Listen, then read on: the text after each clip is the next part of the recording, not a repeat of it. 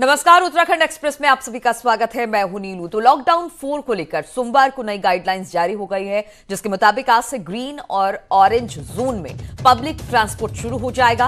पूरे राज्य में कोई भी रेड जोन नहीं है, लिहाजा पूरे राज्य में आज से बस, टैक्सी, कैब की सेवाएं शुरू हो जाएंगी। वहीं राज्य के 8 नगर निगम वाले शहरों में ट्रैफिक ऑड इवन नियम से चलेगा और एक 4 व्हीलर में सिर्फ 3 यात्रियों को परमिशन होगी बैठने की। वहीं आज से ग्रीन और ऑरेंज जोन में सैलून, स्पा और पार्लर भी खुलेंगे। साथ ही साथ रेस्टोरेंट में होम डिलीवरी के लिए भी खुलेंगे। हालांकि दूसरे राज्यों से ट्रांसपोर्ट 31 मई तक बैन कर दिया गया है। तो ये कुछ राहत है जो कि सोमवार की गाइडलाइंस के बाद आज उत्तराखंड के लोगों को मिलने वाली है।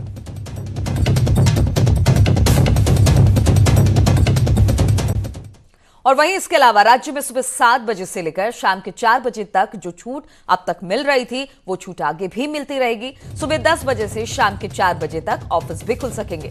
ग्रीन और ऑरेंज जोन में सभी तरह की दुकानों को खुलने की छूट होगी। वहीं 8 बड़े शहरों के लिए ट्रैफिक व्यवस्था में ऑड इवन सिस्टम लागू कर दिया गया है।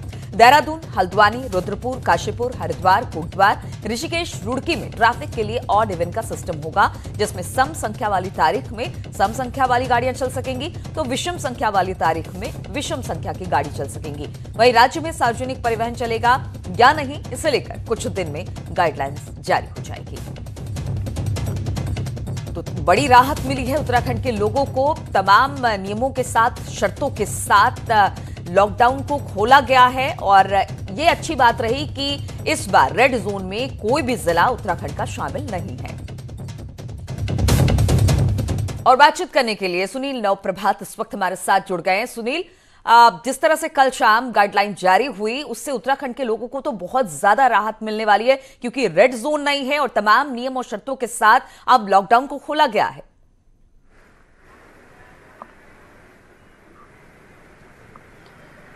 देखिए नीलू, जो नई गाइडलाइन जारी हुई है उसके तहत उत्तराखंड के 6 जिलों को ऑरेंज जोन घोषित किया गया है और 7 जिलों को ग्रीन जोन।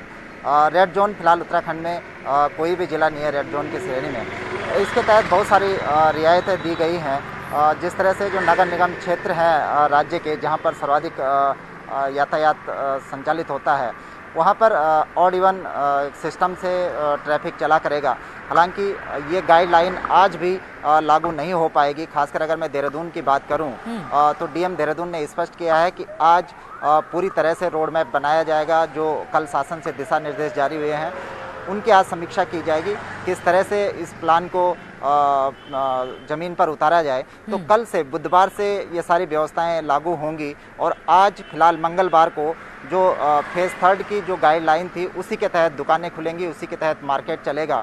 हम अभी भी देख रहे हैं कि जो निजी वाहन हैं वो तो संचालित हो रहे हैं, लेकिन पब्लिक ट्रांसपोर्ट आज भी बंद है। डीएम देहरादून की ओर से कहा गया है कि जो बस हैं, चाहे वो परिवहन निगम की हों, निजी बसें हों या टेम्पो, 3 व्हीलर वगैरह हों, ये कल से ही यहाँ पर संचालित होंगी। लेकिन एक जो बड़ी समस्या नीलू यहाँ पर होने वाली है, जो ऑड इवन सिस्टम यहाँ पर लागू किया गया है। प्रशासन ने पहले भी जो रूल रेगुलेशन जारी किए, खासकर फेज़ 3 में हमने देखा कि 2 व्हीलर के लिए एक व्यवस्था थी कि 2 व्हीलर में केवल एक बार में एक ही आदमी 2 व्हीलर पर होगा। तो उसी तरह से जो 4 व्हीलर थे, 4 व्हीलर में था कि ड्राइवर समेत केवल 2 ही लोग होंगे। लेकिन फेज़ 3 में भी इसका कहीं पालन होते नहीं देखा। हमने देखा कि 2 व्हीलर पर भी 2-2, 3-3 लोग सवार थे, तो 4 व्हीलर में भी 3-3, 4-4 लोग सवार थे। अब ऑड इवन सिस्टम से पूरी व्यवस्था को संचालित करना, किस तरह से ये ज़मीन पर क्रियान्वित हो पाएगा, क्योंकि इसमें मैन पावर भी लगेगी। जो पुलिस पहले ही तमाम नाकों पर तैनात है, तमाम चौराहों पर तैनात है। बिल्कुल सुनील, ठीक है, लॉकडाउन में तमाम तरह की ढील दी जाएगी और आज इसको देखा जाएगा कि किस तरह से खाका तैयार किया जाए। कल से शायद ये इम्प्लीमेंट हो जाए। लेकिन आप जिस तरह से कह रहे हैं कि ऑड इवन लागू होता है, चूंकि इस वक्त पब्लिक ट्रांसपोर्ट नहीं चलाया जा रहा है, तो ऑड इवन में काफी ज्यादा दिक्कत होगी। उसको लेकर भी चुनौती है सरकार के सामने और प्रशासन के सामने। लेकिन सबसे बड़ी बात है, सैलून, स्पा, ये तमाम चीजें भी अब खुलेंगी। इनके लिए भी किसी तरह का है कि कितने लोग एक समय में जा सकेंगे, ये क्या आज शाम तक ही तय हो पाएगा?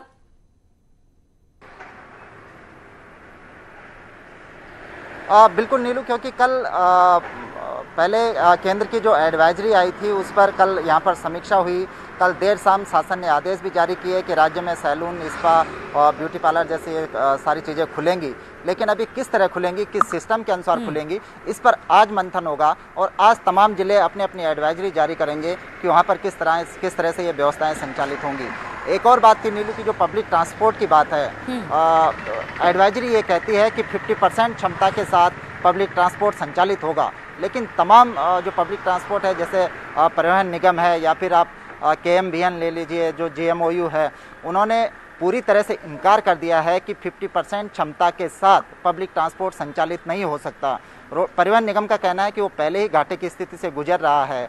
50% जब क्षमता के साथ वो अपने वाहन संचालित करेगा तो ये गाड़ी का तेल भी इससे नहीं निकल पाएगा, उसे अपने कर्मचारियों को किराया भी देना होता है। बिल्कुल सुनील, तो ये तमाम बिंदुओं को ध्यान में रखना होगा, क्योंकि बहुत सारी ऐसी चुनौतियां हैं जो अब सरकार के समक्ष उत्पन्न होगी। नियम कानून तो बना दिए गए हैं, लेकिन उसका इंप्लीमेंटेशन किस तरह से कागजों से बाहर सड़कों पर देखने को मिलेगा, ये देखने वाली बात होगी। शाम तक का इंतजार रहेगा। बहुत बहुत शुक्रिया आपका सुनील, हमारे साथ जुड़ने के लिए। तो सोमवार को राज्य में कोरोना के 5 नए मामले सामने आए। देहरादून, नैनीताल के एक मरीज, तो उत्तरकाशी के 2 मरीज हैं, जिनमें मुंबई से देहरादून लौटी 60 साल की महिला, मुंबई से ऋषिकेश लौटे उत्तरकाशी का 35 साल का युवक और दिल्ली से नैनीताल लौटी 20 साल की लड़की और गुरुग्राम से उत्तरकाशी लौटा 23 साल का युवक शामिल है। वहीं दिल्ली से चमोली लौटे एक युवक में भी कोरोना की पुष्टि हुई है और ये युवक गांव के प्राथमिक विद्यालय में क्वारंटाइन था। इस तरह राज्य में अब कुल मिलाकर 97 कोरोना के मामले सामने आ चुके हैं।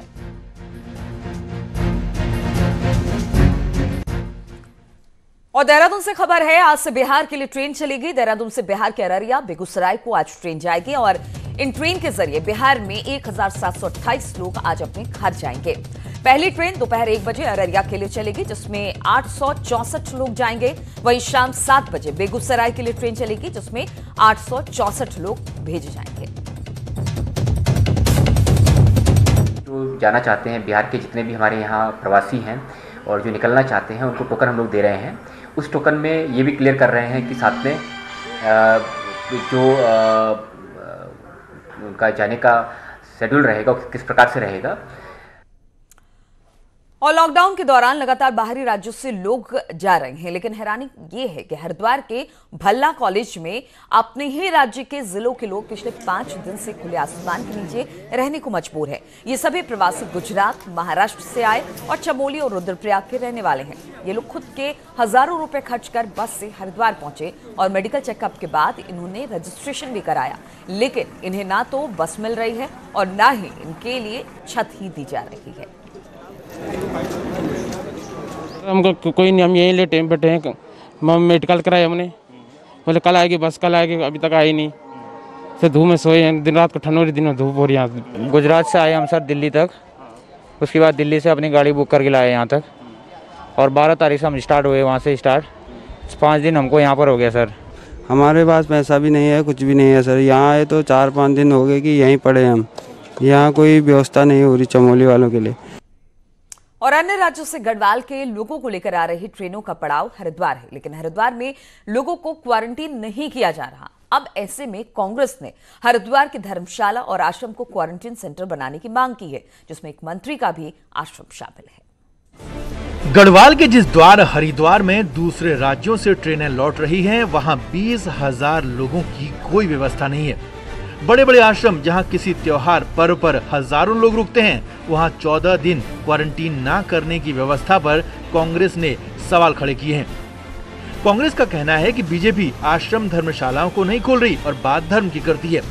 कांग्रेस हैरान इस बात पर भी है कि पर्यटन मंत्री सतपाल महाराज के आश्रम में लाखों लोग आ सकते हैं, जहां क्वारंटीन सेंटर बन भी सकता है, लेकिन कोई सुनने वाला नहीं है। अरे पर्यटन मंत्री तो महाराजा धीराज हैं, उनके नाम के तो आगे महाराजा लगता है।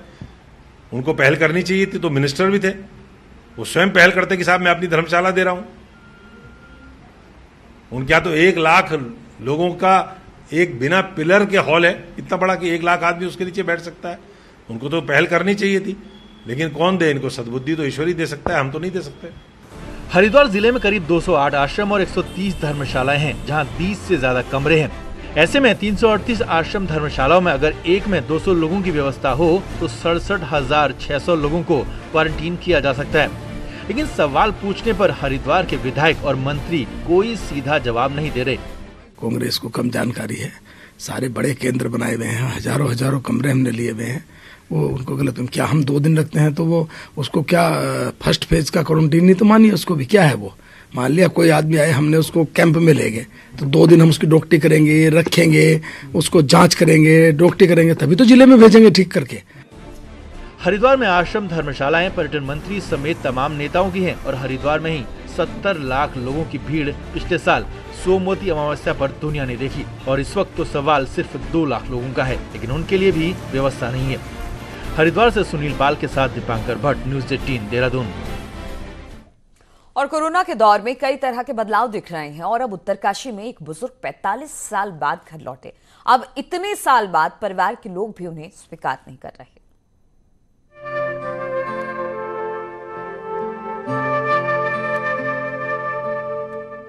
कोरोना काल में लोगों की घर वापसी जारी है और इधर उत्तरकाशी के ज्येष्ठवाड़ी गांव में एक बुजुर्ग 45 साल लापता रहने के बाद अचानक गांव पहुंच गए।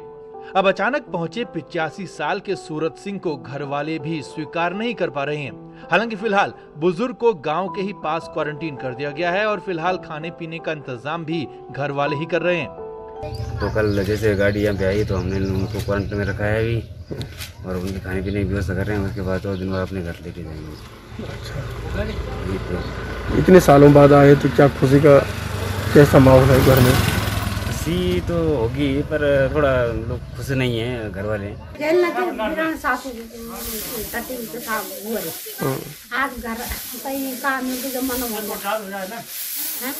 45 साल से लापता बुजुर्ग जालंधर के ब्यास में गुरुद्वारे में रह रहे थे और गुरुद्वारा बंद होने पर हिमाचल के सोलन पहुंच गए और सोलन प्रशासन ने उन्हें उत्तरकाशी पहुंचाया।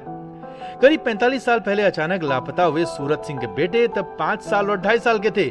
अब जब इतने साल बाद सूरत सिंह घर पहुंचे हैं तो वहां न खुशी है न गम। उत्तरकाशी से जगमोहन सिंह चौहान, न्यूज़ 18। और टेहरी के ज्यादातर युवा दूसरे राज्यों और विदेशों के होटल्स में काम करते थे, लेकिन अब हालात ये हैं कि इन लोगों के पास घर वापस आने तक के लिए पैसे नहीं हैं। टिहरी में ऐसे ही एक बेबस पिता अपने 2 बेटों की वापसी के लिए प्रशासन के आगे गुहार लगा रहे हैं।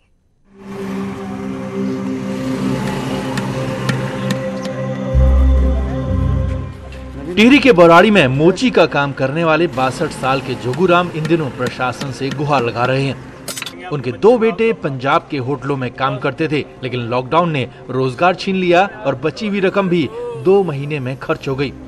ऐसे में अब दोनों बेटों के पास घर वापसी के लिए पैसा नहीं है और जोगूराम प्रशासन से उनके बेटों को घर लाने की गुहार लगा रहे हैं। वो मेरे लिए खर्च पर्च भेजते थे, मालिक उनको खर्च पर्च में दे रहा, आजकल कुछ नहीं दे रहा। दोनों बच्चे बाहर फंस गए मेरे गए, उनके प्रताप से मेरा खर्च चलता था। मैं साहब यहाँ चौराहे में मोची काम करता हूँ।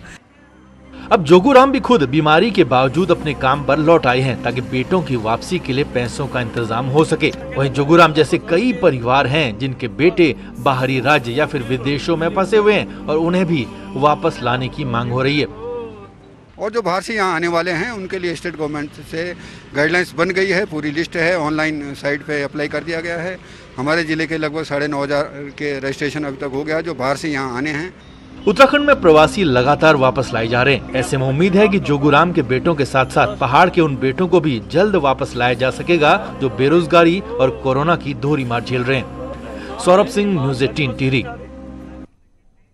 और ब्रेक के बाद बात पिथौरागढ़ की करें तो यहां के कटियानी गांव में हुए गोलीकांड ने दहशत मचा दी है। गोलीकांड में एक युवक घायल हो गया और हालत गंभीर है। बताया जा रहा है कि नदी में मछली पकड़ने को लेकर 2 पक्षों में विवाद हुआ था, जिसमें एक पक्ष ने गोली चला दी। गोली चलाने वाला पक्ष शराब के नशे में धुत था। गोली लगने से एक युवक गंभीर रूप से घायल हो गया। गोली युवक की पीठ से सीना चीरते हुए बाहर निकल गई। फिलहाल युवक का जिला चिकित्सालय में इलाज चल रहा है। तो नजदीक से गोली मारी गई थी। गोली पीछे की तरफ से मारी गई थी और गोली आगे सीना फाड़ते हुए पूरा निकल गई। लंग जो इस फेफड़े होते हैं पूरे फट चुके हैं इसके और पूरा एक तरफ से मरीज सांस नहीं ले पा रहा था। जब मरीज आया तो उसका ब्लड प्रेशर बहुत ही कम था। कोरोना काल में प्रवासियों की घर वापसी ने एक बार फिर सुनसान हो चुके गांव गलियारों में रौनक लौटा दी है, लेकिन सवाल उठता है कि ये रौनक आखिर कब तक।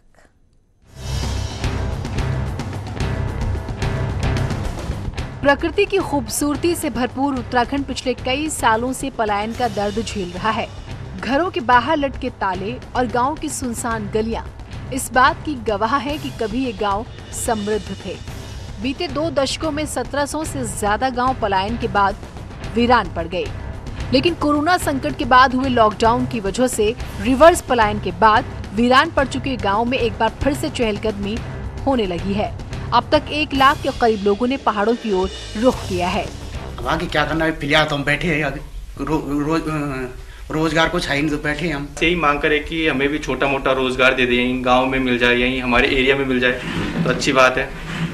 यहीं रह लेंगे और यहीं अपना गुजर बसर कर लेंगे। आइए एक नजर डालते हैं राज्य के किस जिले में कितने प्रवासी वापस लौट के आए हैं। 10 पहाड़ी जिलों में 78,000 लोग वापस लौटे। अल्मोड़ा में सबसे ज्यादा 20,000 लोग वापस आए हैं।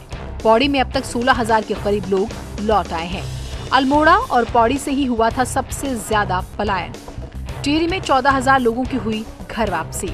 हरिद्वार, दून, उधम सिंह नगर में 21,000 लोग लौटे हैं। माना जा रहा है कि कोरोना से पैदा हुए संकट की वजह से पहाड़ में प्रवासियों की मौजूदगी लंबे समय तक बनी रहेगी। यदि 30% लोग भी पहाड़ में रुक गए तो उनके लिए रोजगार के नए अवसर उपलब्ध कराना बेहद जरूरी होगा, नहीं तो बेरोजगारी से लोगों की मुश्किलें और बढ़ जाएंगी। बहुत बड़ा प्रतिशत है जो मेरे ख्याल से अब वापस नहीं जाएगा और ये हमारे लिए अच्छा है। पहाड़ में अगर माइग्रेंट पहाड़ में ही रुकता है। विभिन्न स्थानों पर काम किया है, कोई किसी ने होटल में काम किया, किसी ने अपना व्यवसाय किया, कोई गाड़ी के काम में था, तो अनुभवी लोग हैं और अब तमाम योजनाएं ऐसी हैं जहां पर धन उपलब्ध है, ऋण लेके ये लोग अपना काम कर सकते हैं। पलायन के दंश से जूझते पहाड़ के लिए ये एक सुनहरा अवसर है और सरकार को भी इस पर ठोस रणनीति बनानी होगी जिससे पहाड़ का युवा अपने ही घर में रहकर आत्मनिर्भर बने। टिहरी से सौरभ सिंह, देहरादून से सुनील नवप्रभात के साथ ब्यूरो रिपोर्ट, न्यूज़ 18। और कोरोना के चलते हुए रिवर्स पलायन से पहाड़ के भले ही अच्छे दिन आ गए हों, लेकिन मौसम की मार से नैनीताल में बागवानी में रोजगार तलाश रहे युवकों को फिर झटका लगा है।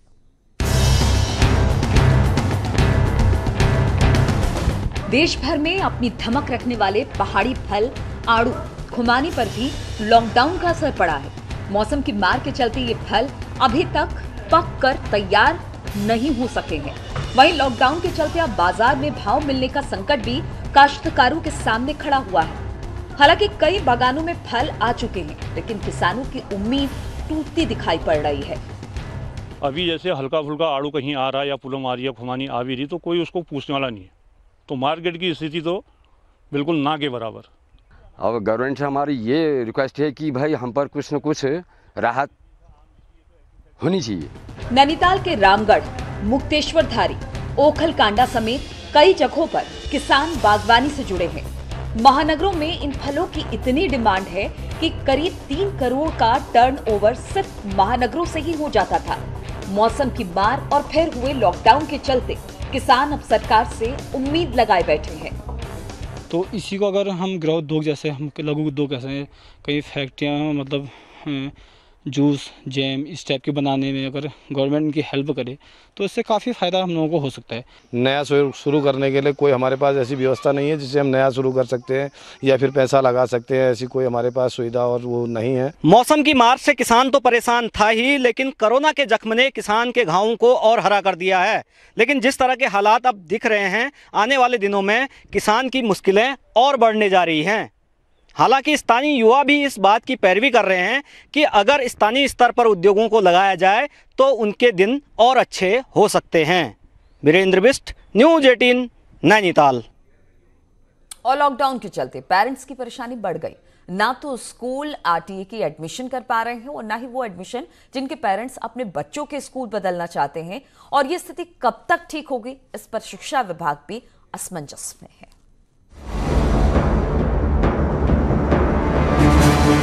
कई अभिभावक ऐसे हैं जो इस बार अपने बच्चों का स्कूल बदलना चाहते हैं, लेकिन लॉकडाउन के चलते ज्यादातर स्कूल्स में एडमिशन करने से हाथ खड़े कर दिए हैं, जिसके चलते अब इनके बच्चे पुराने स्कूल में ही पढ़ने को मजबूर हैं। यही हाल आरटीआई के तहत एडमिशन लेने वाले बच्चों का भी है, जिसकी प्रक्रिया भी इस साल लटक सकती है। लॉकडाउन के कारण से अभी सिर्फ वो लोग ऑनलाइन क्लासेस दे रहे हैं और उन्होंने अपने पुराने बच्चों को ही कंटिन्यू कर रहे हैं, तो नए बच्चों को तो एडमिशन्स अलाउ कर ही नहीं रहे हैं। दे डिनाइड एक्चुअली प्रॉब्लम तो मुझे बहुत ज़्यादा फेस करनी पड़ रही है, क्योंकि बच्चा अभी फर्स्ट क्लास में, फर्स्ट से सेकंड में उसको भेजना है, और क्योंकि हम स्कूल सर्च कर रहे थे, हमें पता है कि बच्चे का बेस बहुत अच्छा होना चाहिए, तो बेस अच्छा होने के लिए हम अच्छा स्कूल ढूंढते, यही टाइम पीरियड है जब हम उसका स्कूल स्विच करते हैं। एडमिशन पर प्राइवेट स्कूल और समग्र शिक्षा विभाग लॉकडाउन के चलते अपनी मजबूरी बता रहा है कि ये एडमिशंस जो हैं क्या नाम गवर्नमेंट ने जो है अभी रिकमेंडेशन नहीं करी है इस साल, और क्या नाम उसमें अंतर पड़ गया है। हम आपको संज्ञान में लाना चाह रहे हैं कि जितनी भी चीजें हैं, जो भी एडमिशंस की प्रोसेस है, ये आफ्टर लॉकडाउन इसको जो कंप्लीट कर ली जाएगी। एक तरफ जहां कोरोना काल में बच्चों की पढ़ाई पर असर पड़ा है, वहीं इस साल बच्चों का एडमिशन भी अभिभावकों के लिए एक बहुत बड़ी चिंता बन गया है। भारती सकलानी, न्यूज़ 18, देहरादून। तो उत्तराखंड की खबरों में फिलहाल इतना ही। रुकेंगे छोटे से ब्रेक के लिए। ब्रेक के बाद लगातार खबरों का सिलसिला जारी रहेगा।